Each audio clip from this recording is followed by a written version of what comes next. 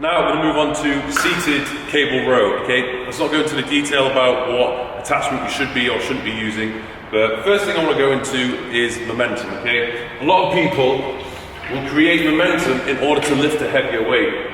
So they start off in this position and do some kind of a hyperextension to start off with, then row the weight towards them. So hyperextend, then row. Hyperextend, then row, okay?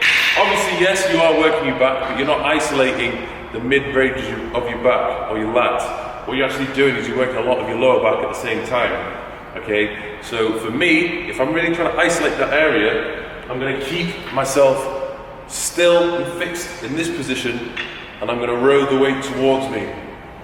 It makes it more difficult, and it will literally isolate my upper mid-back more so than my entire back as a whole.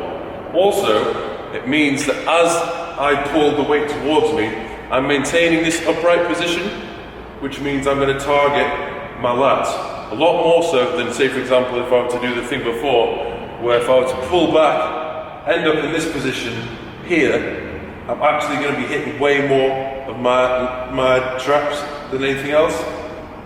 That's not what you want to do. So keep upright, pop your chest out, and row the weight towards you. Drive your elbows back and squeeze the contraction, okay? If you're leaning back here and you do the same thing, you're gonna be hitting upper back traps, which, you know, it's not a bad thing, but you gotta think about what area of your back you're trying to target here. For me, it's the mid portion of my back.